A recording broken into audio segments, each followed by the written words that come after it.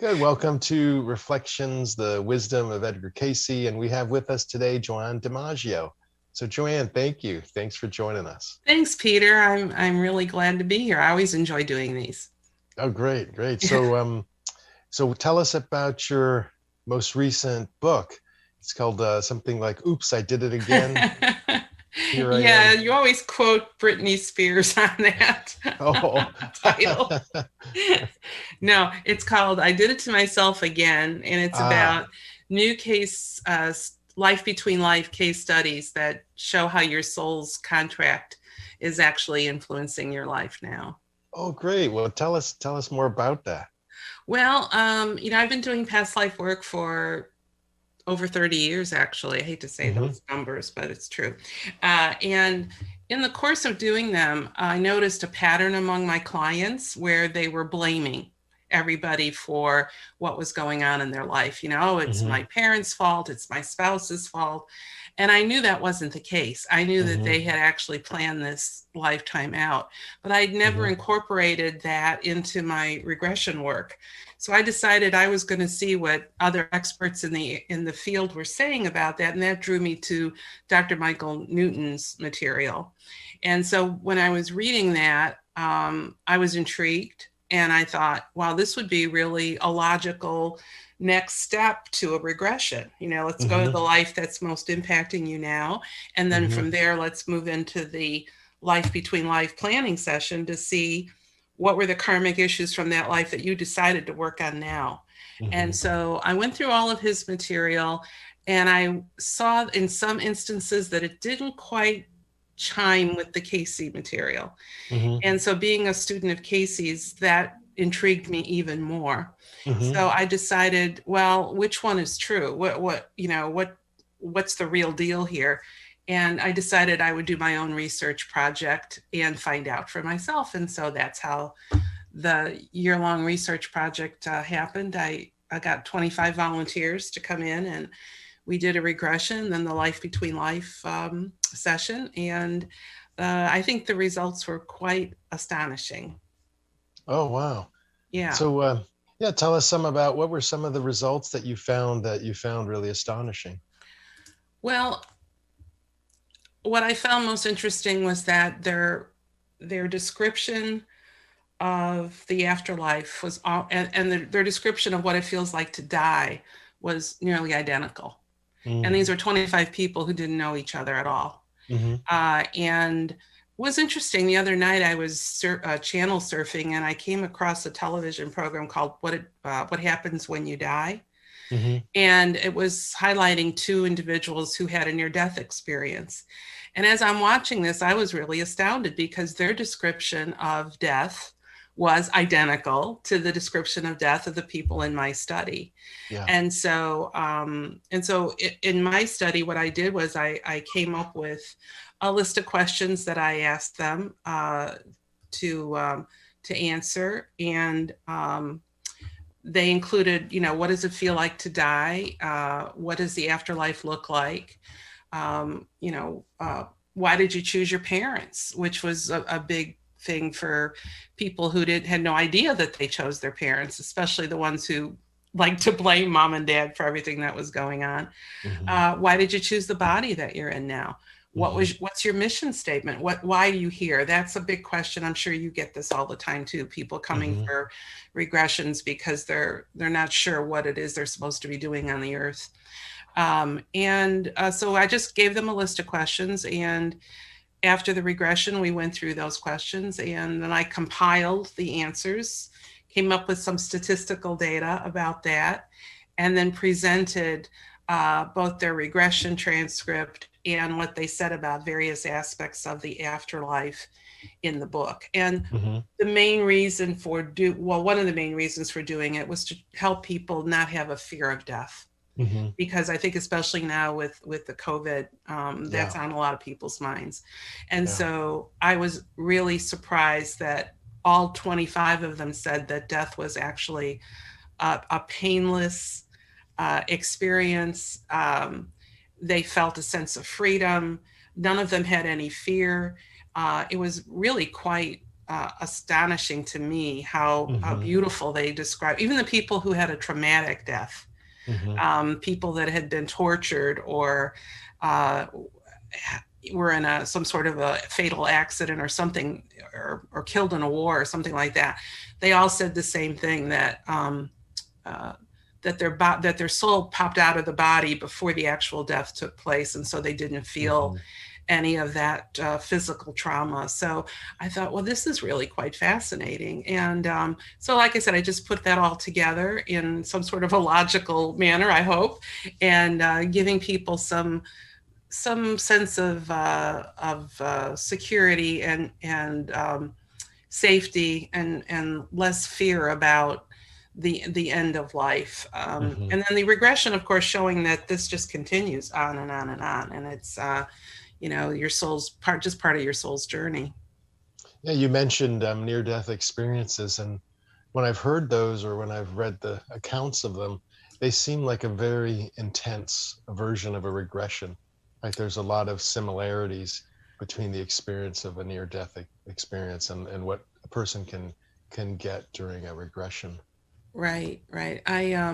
We looked at what were their final thoughts at the moment that the soul left the body. Of course, the difference between the life between life and the near death is, with the near death, they're coming back into the same body again, whereas with this life between lives, they're definitely going into the afterlife and meeting up with the council of elders to discuss what issues and attributes they've acquired over all their lifetimes, and then to pick the ones that they're going to work on. Because Cayce only mentioned maybe 4 lifetimes in a reading. He wouldn't give them more than that, because you can't possibly work on that many in one life. So we narrowed it down to find out what's the main issue that you're working on now.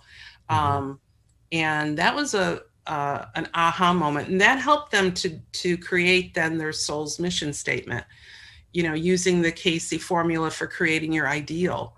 And then they knew exactly why they were here. So suddenly the light bulb went off, and they said, oh, that makes perfect sense now to me. And then they hopefully went on to make some changes in their life so that they can reach that goal of what their ideal is. Now, one of the questions I get asked all the time, and I think anyone who's in the field of believing in past lives, or when Edgar Cayce says we pick our parents, it's a very complex situation, because so many souls come into situations with parents that are very deficient, and they know that there's going to be suffering, struggle, abuse. Did you find any answers to that in your work about why a soul would come into a life that's going to be full of struggle, challenge, and even suffering? Yeah, that was one of the questions I asked was, I'd say to them, who did you choose for your mom? Who did you choose for your dad? We tried to identify if these people were with them in a prior lifetime, because what I wanted to do was to see if they had any kind of a karmic relationship that they were going to be working out. But mostly it was, what opportunities for growth were your parents going to provide for you that no other parent could offer you? So whatever issue you were working on, you selected parents and the socioeconomic environment that they represented, that they brought you into, to help you work on those issues. So if whatever lesson that you decided you wanted to learn, if you wanted to learn about abandonment, you may pick parents who at some point were going to abandon you, right? And what was really helpful is to understand that this was a conscious choice on your part, and that they agreed to this. So that so whatever was happening, even though once we're in the physical, we feel like, boy, are they mean, they're nasty, why in the world would I want them as my mom and dad? If you were to pull yourself out of that and look at it from a higher perspective, you would see that they're doing it out of love, the soul loving you on a soul level, to want to help your soul learn that lesson so that you could be free of it and move on. And there's no other way to learn it unless your soul family that travels with you from lifetime to lifetime to lifetime agree to come in with you and help you with that specific issue. So all these dynamics are pre-planned before birth? Pretty much. I mean, that you have free will, things could change at any given time, but you know, I mean, my issue in life has been acceptance and approval, and so I chose parents who did neither. I could win the Pulitzer Prize and they wouldn't have acknowledged me. No. And I've noticed that throughout my life, that's a pattern that's appeared over and over again. No matter what I do, no matter what organization I'm with, or a church that I'm in, or a group of friends that I'm with, or something I'd volunteered to do, that need for acceptance and approval continued to haunt me until I realized that acceptance and approval comes from within and from above, and that I didn't need outside validation. Whoa, once I figured that out, and it took me a long time to figure that out, then it was it. It was over. So knowing that from my own experience, I like to help the men and women who come to me see that, because sometimes you can't see it. It's like you can't see the forest for the trees. You know, I'll do a regression and boy, it's painfully clear to me what's going on, but they don't have a clue. And so we sort of very gently ask them to look at something from a different perspective, and then suddenly they'll put the pieces together, and that's where the healing takes place, right? And so so I just think it's one of the most valuable healing tools, means of transformation that I've ever encountered, which is why I'm so excited about this work. Now, did you find, you said that there were a lot of themes that came up with people wanting to understand their purpose and mission for a lifetime. Did you find themes that came up about what people are, is there any kind of basic themes that people pick to learn and experience in a lifetime? Yeah. So toward the end, about maybe 3/4 of the way into the life between life portion of the session, I felt like they had enough information at that point to be able to piece together what their purpose was. So I asked them to look at the past life. What is it? What were your last thoughts from that past life? What did you have any unfinished business? You know, did you have any resentments, any things that you felt like, I wish I had done this or that? And then look at your session with the elders and look at, you know, we put it all together. And then I said, okay, now you know on a deep level what your mission is. So if I were to ask you, Peter, why are you here? They were able, without hesitation, to say things like, to be a teacher of peace, to help people living with challenges, to be happy and true to myself, to be a light on the path. I mean, they came up with specifics, you know, to be a healer, or to set an example, or an example of compassion and love, let's say. So they were able to, and I tried to keep them into like, just say it in one sentence or one phrase, the way Cayce taught us. And they were all able to do it. And it was beautiful. It was absolutely beautiful. Some of them were emotionally moved to tears when they were able to identify it, you know, because this was like a question they had all their lives. And suddenly there's the answer right in front of them. It was real exciting. Wow. So it's great that you're adding this research to the field. Now, is there anything else that stood out for you from the experience? Anything that personally was a revelation for you? Well, I never really thought about that we pick our bodies. I thought that was pretty random. Of course, nothing is random, right? But I had not run across that ever before. That was in the Newton material. And so I thought, well, I'm going to ask them, you know, do you go to this, what he called a life, I think he called life selection room or something like that. And I said, do you see yourself going in there? And they did. And some of it reminded me of that scene from Defending Your Life, when they go to the past life pavilion. That's a great movie. And they watch, you know, who they were in a past life. Well, some of them said that they either were looking at the screen where there were all these different bodies that they could pick, or that they were, one person described it as going into like a dry cleaner shop. Yeah. And the bodies were like what your clothes would be, and they're going around on racks, and then you just pick one out. So all Yeah. that was new to me. I mean, I had never thought about it that way, but it made perfect sense, because some of them said, I didn't really want to be so attractive in this life, because I felt it would be a distraction for me. And many of them, the women who chose to be, or any soul that chose to be female, said Mm-hmm. they wanted to experience having, giving birth.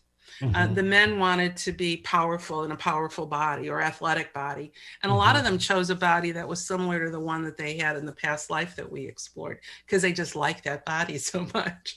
So it Yeah. was real interesting that we had that choice. I mean, I Yeah. know a It's lot more goes into it than that, but that was yeah. fascinating.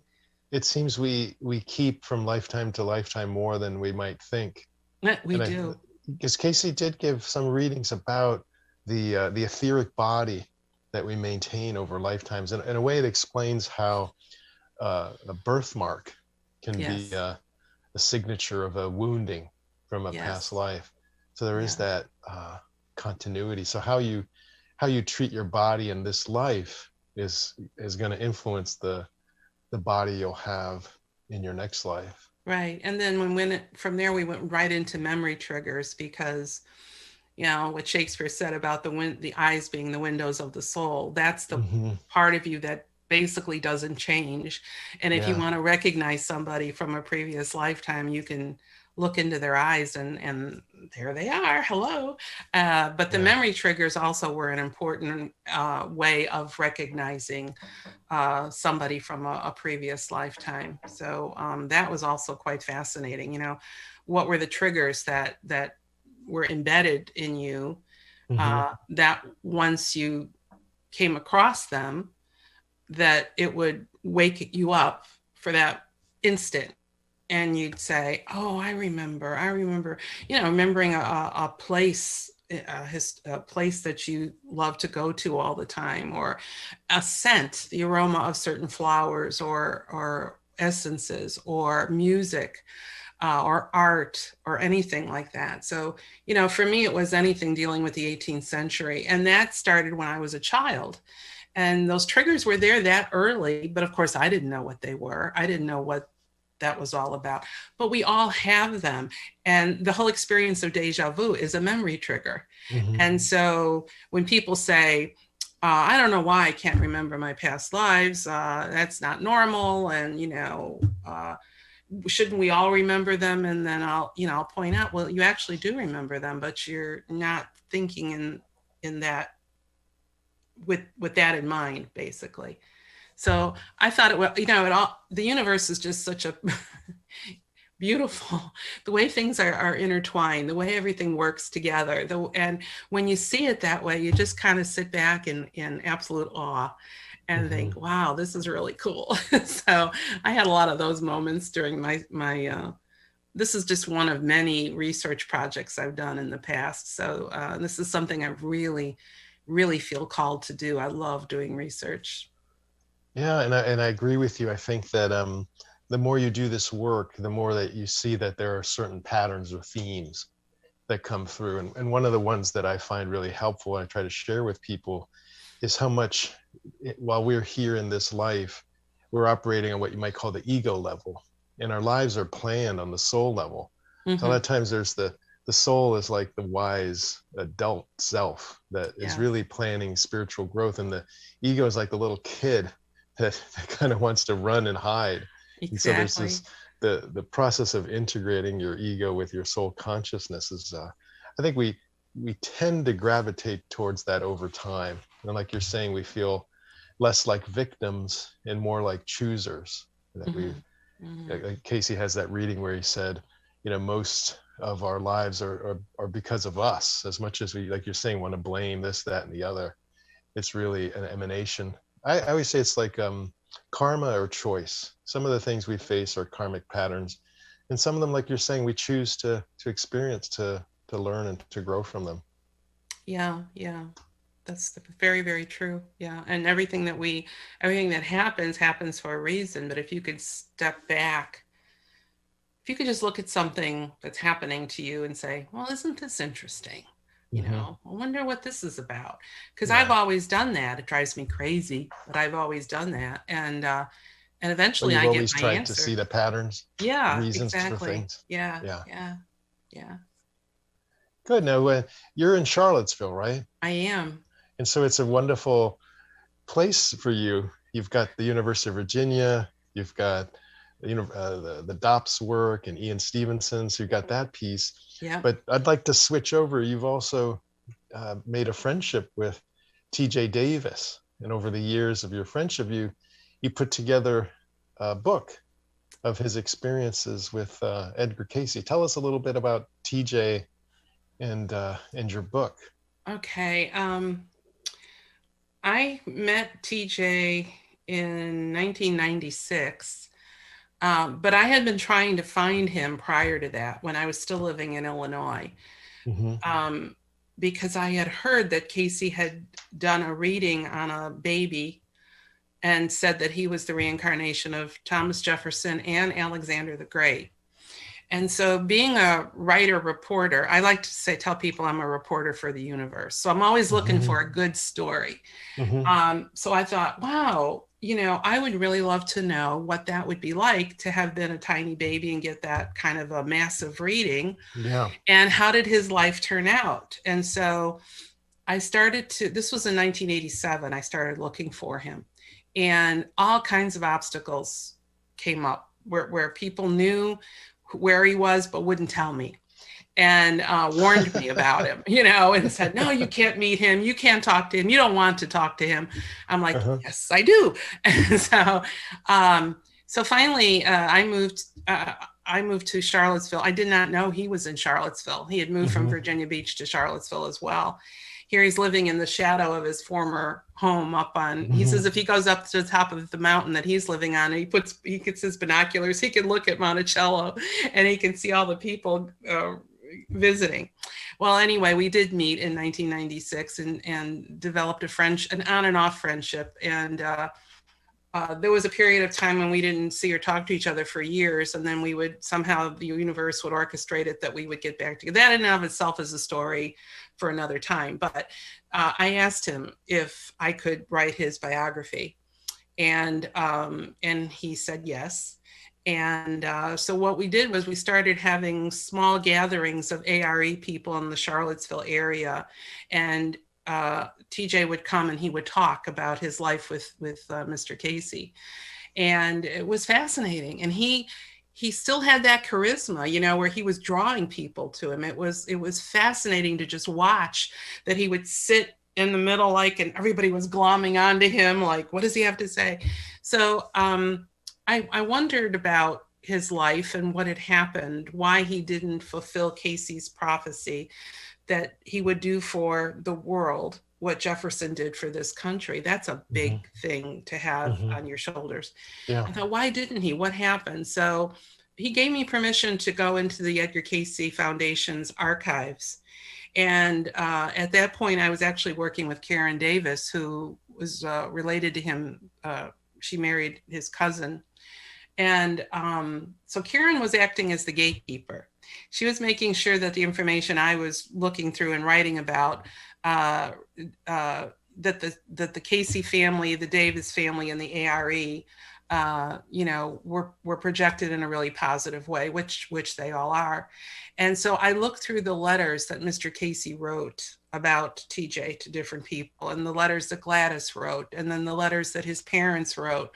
And anybody that ever mentioned his reading number 1208, it took me 8 years. I sandwiched it all together.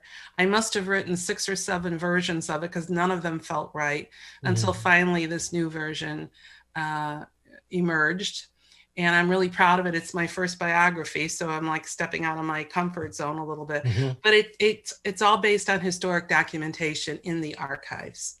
So there's nothing in there that even his stories, because some of his stories were fascinating, but I couldn't prove them. I couldn't corroborate with them. So we selected which stories we were going to put in. So the first part of the book is an actual historic rendition of his life from the time he was first looking for Mr. Cayce, found him,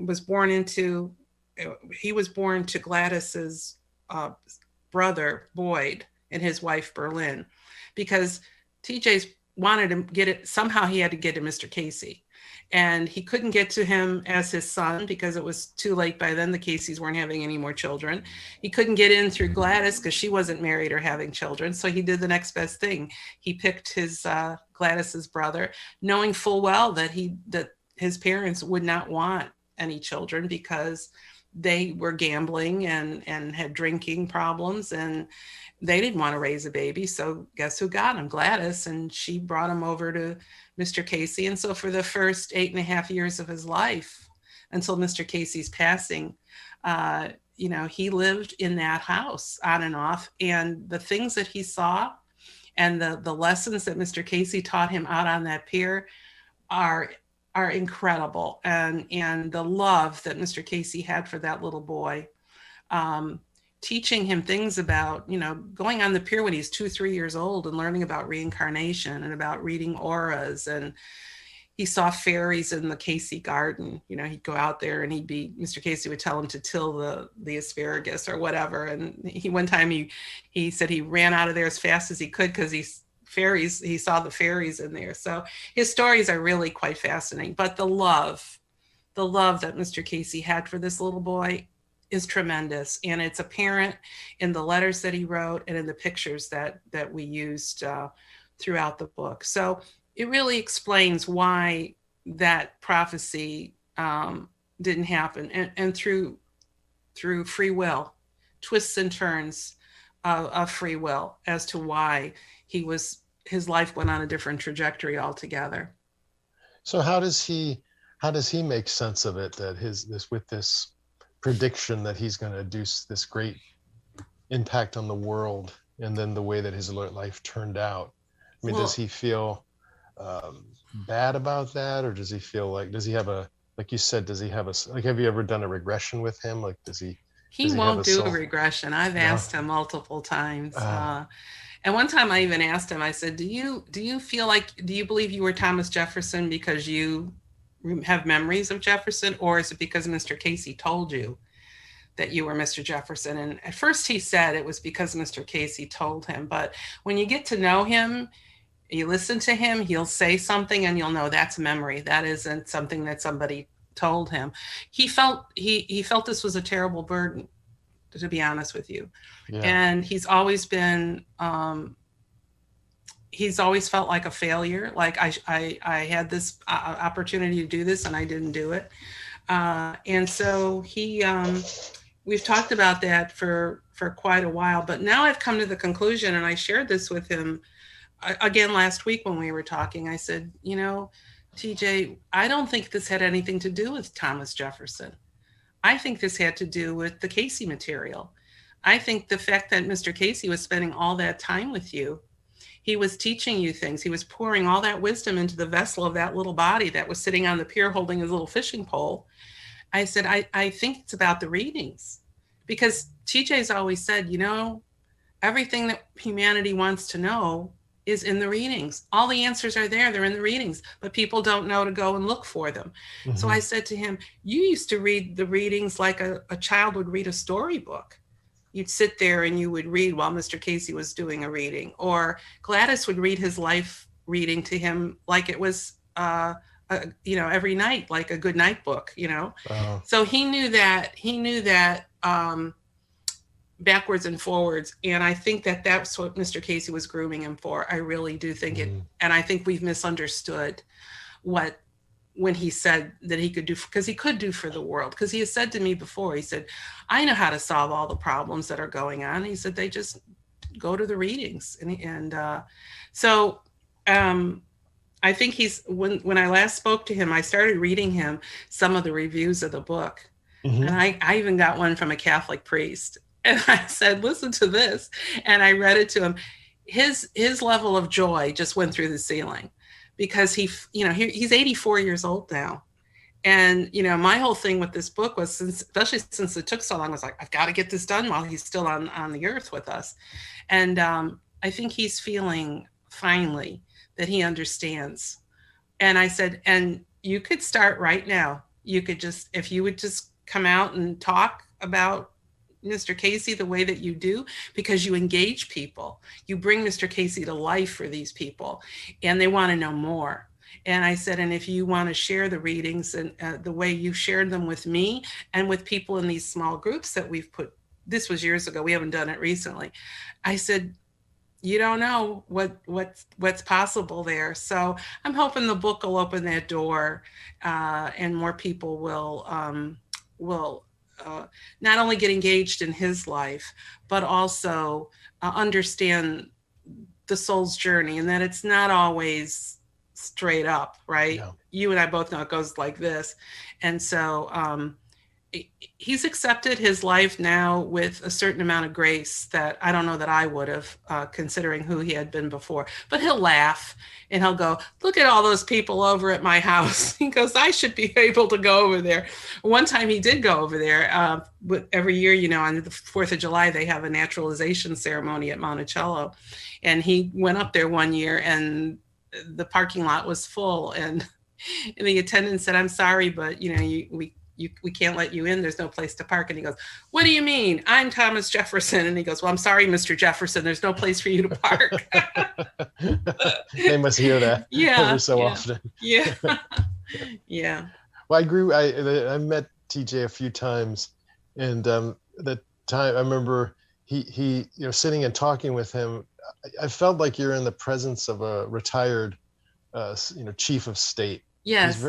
He's very stately, without any airs, very intelligent. And I remember we were sitting outside of a cafe where I didn't know at the time where he had been working, and he's just waving at everybody, saying hello. And some of the people knew him, some didn't, but he didn't seem to care. He's just an open person. So I remember that I felt that. I said, wow, this guy really has that magnanimous spirit that you would think of for somebody who's had, you know, who's going to run a country or run a military, you know, that charisma. Yeah. There was when we first started doing these conversations with TJ Davis, he was very hesitant. He said, oh, I don't ever talk about this. I never talk about Jefferson. And I said, well, these are A.R.E. people. You'll be in a loving group of folks. And so the first time that he said that Cayce said he had been Thomas Jefferson, he cringed after he said it, because it was like, oh my God, I said it out loud. He said it and then he waited because he fully expected people to burst out laughing. Yeah. And they didn't. They were like there with him, you know. And after that, it was like, oh, okay. I said, I told you we're in a safe group of people here. They're loving and warm and accepting of you. And that's the first time he actually started talking about this. And it really, it was probably the best of times sitting there with him. And I hope people get that impression when they read the book, that they're going to feel that he's in their living room with them. Now, how can people, I know the first book, the book that you've written about reincarnation, the Oops book, that's with A.R.E. Press. No. But this other, no, that's not through A.R.E. Press? No, I Did It to Myself Again was published by Balboa Press. You can get it on Amazon. The new book, Edgar Cayce and the Unfulfilled Destiny of Thomas Jefferson Reborn, is through Ozark Mountain Publishing. And so again, you can get it through Amazon. And do you have a website where people can get those links? Yes, absolutely. It's JoanneDiMaggio.com. Okay, good. And so we'll put that at the bottom so people can get those two of those books. Now we're going to be wrapping up soon. But you do a lot of teaching on your own, and you're going to do some teaching through A.R.E. What can people expect if they pick up one of your day-long workshops?